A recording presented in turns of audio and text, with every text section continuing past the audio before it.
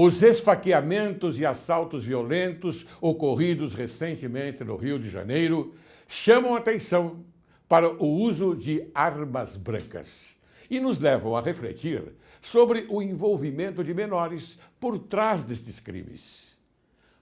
O governador Luiz Fernando Pezão fez críticas ao judiciário ao dizer que não adianta a polícia prender e depois um desembargador soltar.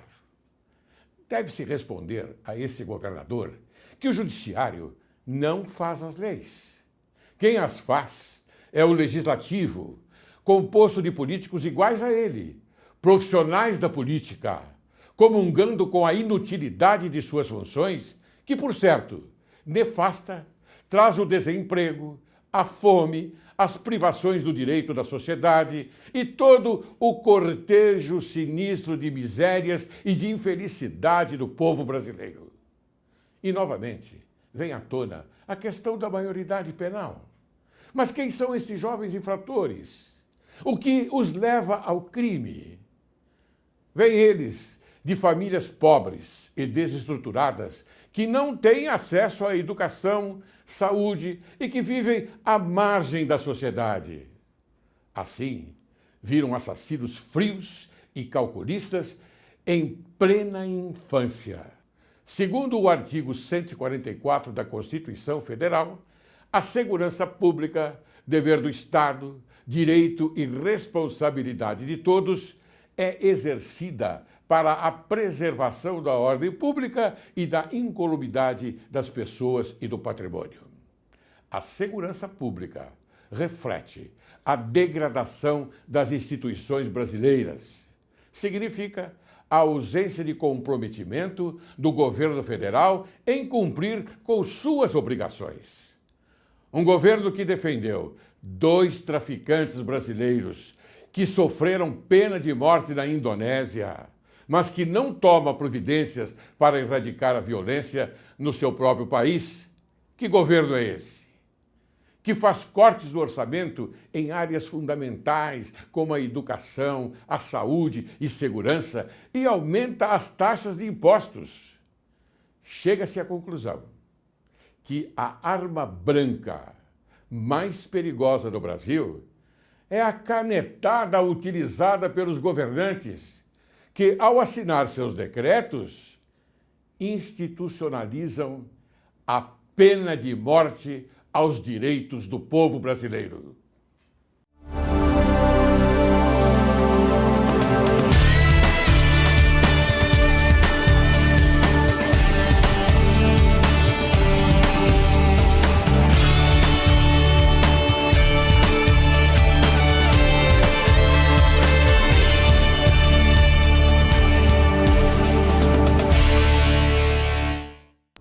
Os magistrados que compõem o Poder Judiciário espelham sua magnificência como cultores do direito, transpondo os pórticos do Tribunal de Justiça na vetustez desse egrégio templo em distribuir justiça, a mais árdua das tarefas, para aqueles que sentem que em suas mãos está a segurança da liberdade individual, a mais sagrada, e o primeiro de nossos bens, o mais precioso patrimônio do homem, a condição primeira de todos os demais direitos e garantias sociais. Neste compasso, damos início, plasmados em afirmar que o Direito e Justiça em Foco é o teu programa e este é o teu país. Recebemos diversos e-mails solicitando informações sobre herança, partilha de bens e inventário.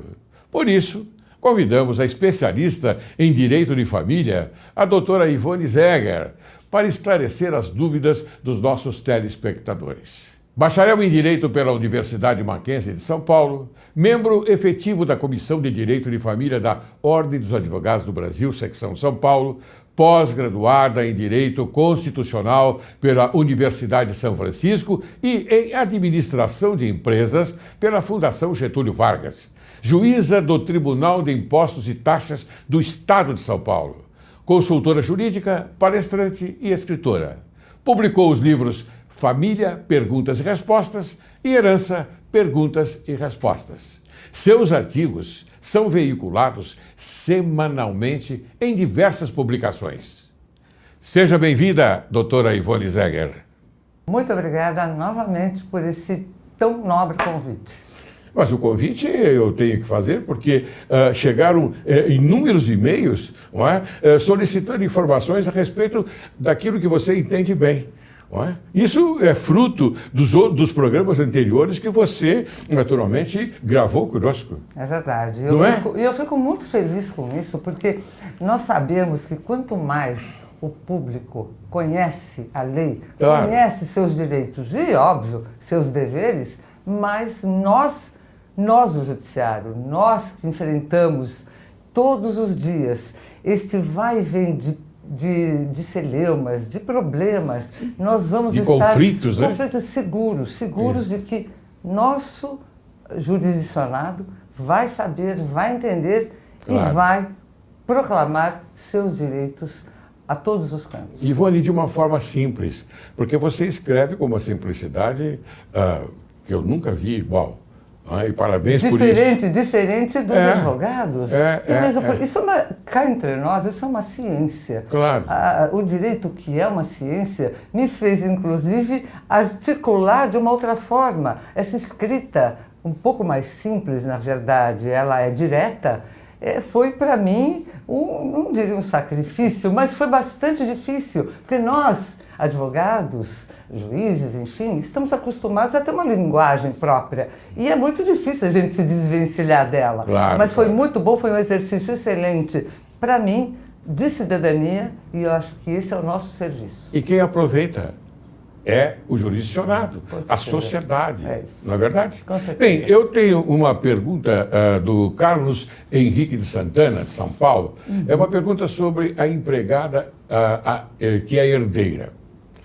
Diz ele: tem uma tia-avó que nunca se casou, nem teve filhos. Seus irmãos e irmãs já morreram e seus únicos herdeiros são os sobrinhos netos. Ela é uma pessoa difícil e agora disse que vai deixar todo o seu dinheiro para a empregada, que a acompanha há 30 anos. Diz ele: sei que ela já passou alguns bens para o nome da empregada. Isso pode ser revertido, doutora Ivone? Quais são os direitos dos sobrinhos netos? Olha só que pergunta interessante. Deixa eu responder para você. Antes de mais nada, a gente tem que entender que quando você tem uma condição onde você tem patrimônio, você pode desfrutar dele. Dependendo da sua condição, se você é casado, se você é solteiro, se você tem filhos, se você tem pais vivos, isto tudo vai fazer uma diferença impressionante em relação àquilo que você vai vir a deixar quando acontecer o seu falecimento. Muito bem, no caso dessa sua tia-avó, pelo que você nos conta, ela é solteira, nunca se casou, nunca teve uma união estável, ou melhor, não tem companheiro, não tem filhos. Pela idade dela, os pais provavelmente já falecidos, portanto, ela não tem aquilo que nós chamamos de herdeiros necessários. Quando você tem herdeiros necessários, que são os filhos, os pais ou avós e o cônjuge, você não pode destinar mais do que 50% do seu patrimônio para quem você quiser. Ou melhor, você está engessado, digamos assim, em 50% do seu patrimônio. Repito, quando você tem os herdeiros necessários, eu vou repetir, que isso é muito importante, que você não se esqueça. Quem são eles? Repito, os descendentes, filhos, na falta deles os netos, na falta os bisnetos. Não há filhos, netos ou bisnetos, passa para outra classe dos necessários. Os ascendentes, quem são? Os pais, na falta os avós, na falta os bisavós. Podem estar vivos os bisavós e não os pais e nem os avós. Muito bem, e sempre o cônjuge. Lembrando, cônjuge é aquele que está casado no civil, tá? Muito bem, se você tem esses herdeiros necessários, você só pode dispor de 50%. A sua tia-avó, pelo que consta na sua questão, ela não tem nenhuma dessas pessoas. Mesmo que ela tenha irmãos, os irmãos já são colaterais. Claro. É o primeiro grupo de colaterais. E os colaterais não são herdeiros necessários. Portanto, a sua tia-avó pode deixar tudo. Na verdade, ela pode deixar 100% para quem ela quiser. Se ela não fizer testamento, claro, vai vir na sequência natural os colaterais, que serão, em primeiro lugar, os irmãos, tá? Sim. Em seguida, os sobrinhos e os tios. Em seguida, um na falta do outro, tá? E em seguida, os primos chamados de primeiro grau, que são, nós, juridicamente falando, está na linha do quarto grau. Mas, na verdade, aquele que vocês chamam, nós chamamos de primos irmãos. E para aí. Significa o seguinte, claro, sobrinhos netos também, sem esquecer que esse também é o quarto grau.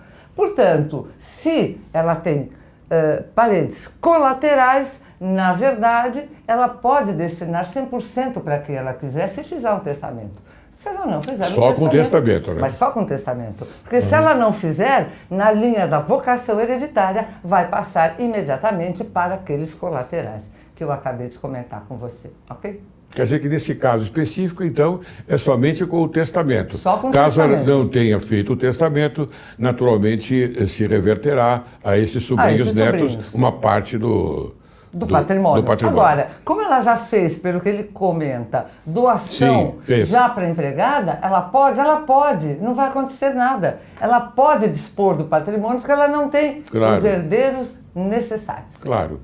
Muito bem. Entendeu?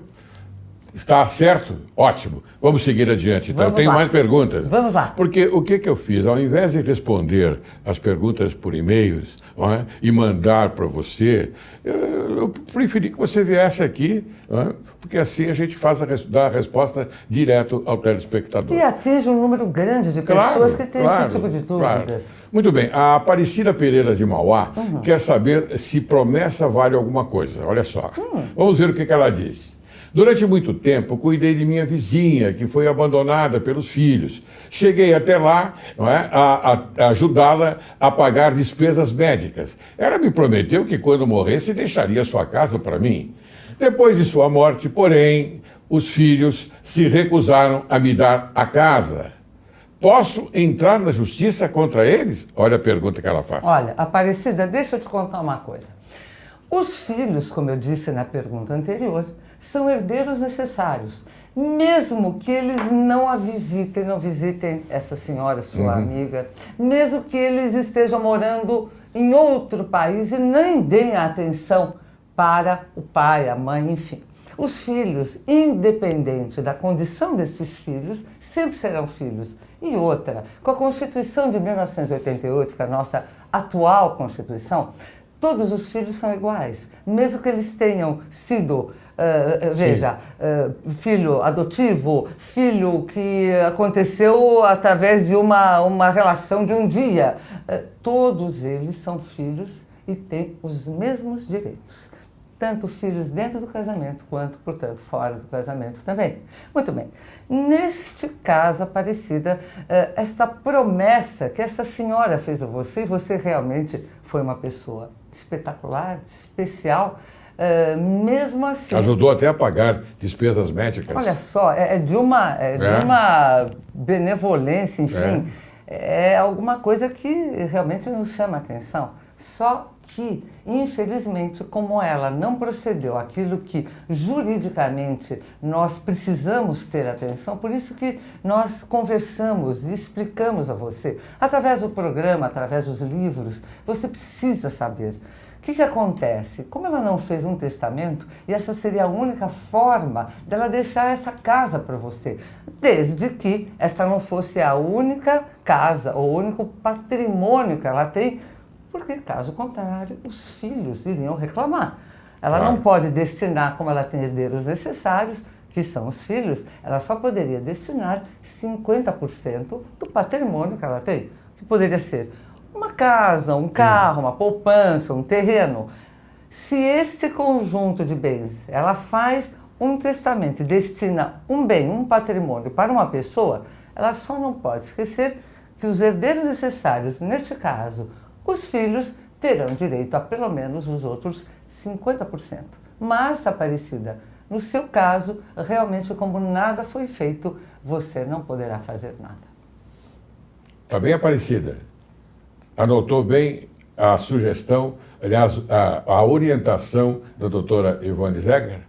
Bem, vamos seguir adiante. Perfeito. Fábio Prates, do Rio de Janeiro, tem dúvida quando a mulher é mais jovem. Veja só. Vamos ver o que ele fala. Aos 78 anos, meu pai, que é um homem muito rico, resolveu se casar com uma mulher de 32 anos, apesar da oposição da família. Eu e meus irmãos é que cuidamos de todo o patrimônio dele. Se ele morrer, teremos que dividir esse patrimônio com a viúva? Fábio, esse é um caso muito interessante, mas a gente precisa explicar o que acontece. A lei, o Código Civil, ele determina o seguinte: quando alguém com mais de 70 anos pretende se casar, ele só pode se casar com a separação obrigatória de bens. O que isso significa? Significa que todos os bens, todo o patrimônio que o seu pai tem não será dividido numa separação Sim. com esta nova esposa, independente da idade dela. Lembre, todos os maiores de 70 anos são obrigados a se casar pelo regime da separação obrigatória. O que quer dizer, portanto, se ele vier a falecer, ela terá direito a alguma coisa? A rigor, pelo regime de bens, não. Entretanto, se nesse período de casamento o seu pai ou ela adquiriram algum patrimônio, compraram uma casa, compraram um carro, um terreno, ou tem dinheiro ou alguma aplicação em banco, pode-se essa moça, ela pode sugerir, ela será orientada a sugerir a súmula do Supremo Tribunal Federal, que é a súmula 377, que vai possibilitar com que este patrimônio que foi comprado durante o tempo que eles estavam casados, ela pode ter a metade. Então, ela terá que invocar a súmula para que ela possa ter direito à metade daquilo que foi comprado durante o casamento. Se nada foi comprado durante o casamento, então ela não terá direito a absolutamente nada. Ok, Fábio? Quer dizer que os bens a partilhar, então, só se ocorrer uma compra de um imóvel ou de um bem móvel também, por exemplo, um automóvel. Se ele comprar um automóvel, ou uma poupança, ou ações, ou o que for, esses bens... Somente na vigência da união, do casamento. Por quê? Porque entende-se da mesma forma que ela contribuiu, mesmo que ela não tenha contribuído para a compra, mas o que acontece? Com esta súmula, invocando esta súmula, o tribunal entendeu que o cônjuge terá direito porque ele participou daquela aquisição com o seu trabalho, enfim. Então, esta possibilidade existe. Agora, não foi comprado nada, o patrimônio todo foi adquirido antes do casamento, ela não terá direito realmente a nada. É importante lembrar a súmula 377 do Supremo Tribunal Federal. Exato. Tá bem? Muito bem, vamos seguir adiante. Maria Tereza do Tatuapé está em dúvida sobre partilha entre mãe e filhos. Vamos ver o que ela disse. Tenho 2 filhos adultos e com a morte de meu marido e pai deles, está havendo muita discussão sobre a divisão do patrimônio que ele deixou. O regime de meu casamento é o da comunhão universal de bens. Como vai ser feita essa partilha? É muito simples, Maria Tereza, não há dificuldade. Primeira coisa que nós juristas observamos, que é a coisa mais importante, qual é o regime do seu casamento? Então você já nos conta que o regime é da comunhão universal de bens. Sabe o que isso significa? Todo o patrimônio, tanto seu quanto dele, fará parte desta massa de bens a serem divididos entre quem? Entre você, que é casada, e entre seus filhos, ou se fossem os filhos somente dele, que vão receber. Mas de que forma vocês irão receber? Você, como está casada pelo regime da comunhão universal de bens, tem direito à meação. Inclusive, nós temos um artigo no Código Civil, o 1829, que ele fala da vocação hereditária. Quando ele fala da vocação hereditária, esse artigo é muito claro quando ele diz que quem está casado pela comunhão universal de bens não terá direito à sucessão daquele que morreu. Por que você me pergunta? Que estranho? Não é estranho, pelo seguinte motivo. Como o teu casamento é da comunhão universal, você já terá direito à metade de toda a massa de bens, mesmo aquelas adquiridas antes do casamento, aquelas recebidas por doação, recebidas através de herança. Então, toda essa massa já será metade, será sua. Portanto, o judiciário, na verdade o legislador, ele não encontrou nenhuma outra forma de fazer com que você receba mais. Portanto, você vai receber a meação e os seus filhos, ou se fossem filhos somente dele, vão receber a outra metade. Portanto, 25% para cada um. Eu gostaria até de aproveitar esta pergunta e responder que muita gente está nessa situação. Imagine que você está casada sob o regime da separação total de bens. Sim. Antes do novo código, ou melhor, no código anterior de 1916, quando você estava casada com o regime da separação total de bens, sabe o que acontecia? Você saía do casamento, ou melhor, você estava casada, suponhamos, 50 anos. Como esse era o regime, e ele indicava inclusive como seria a sucessão, você não teria direito a nada. Isso realmente chamava atenção. E o legislador se preocupa, né? É injusto, porque afinal de contas a esposa fica sem nada, às vezes sem um tostão, não tem nem para comer, e os filhos ficam com tudo. O judiciário, o legislador, eles entenderam que era necessário proteger esta pessoa, seja homem, seja mulher, dentro do casamento. O que aconteceu? Hoje, pelo artigo 1829, você tem, de uma forma não clara, porque o artigo, infelizmente, não deixa isso claro, mas ele é interpretado e, portanto, aquela que está ou aquele que está casado sob o regime da separação total de bens, não obrigatória, a separação que você escolhe antes dos 70 anos. O que vai acontecer?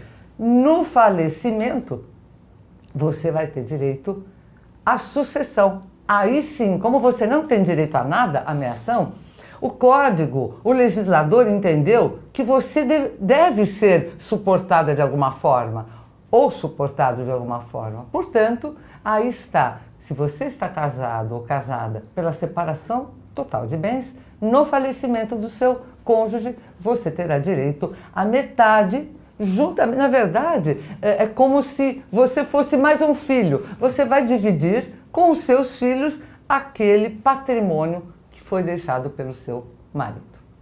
Muito bem. Aliás, esse que você tocou no assunto agora era o princípio retrógrado do paternalismo, não é? Não é isso? Exatamente. Que exterminaram, não é? Exato. Graças a Deus. É porque era uma injustiça muito grande por conta do regime de bens adotado, porque fazia com que a mulher ou o homem ficassem realmente a ver navios. Muito bem. Doutora Ivone Zeger, eu vou chamar agora um pequeno intervalo para depois, então, retornarmos e seguirmos com esta maravilhosa recordação daquilo que, afinal de contas, nós temos de você como uma exímia profissional do direito de família. Muito obrigada. Mas antes eu quero dar um recado para você, mulher. Direito à Justiça em Foco trouxe para você esse recado. Eu vou dar. Não esqueça que o amor também traz problemas. Mormente, em uma separação conjugal, quando o pai tem intenção de sonegar a devida pensão aos filhos e se utiliza de subterfúgios para levar a melhor no judiciário, escondendo o real patrimônio. Você aguarde, que logo, logo retornaremos.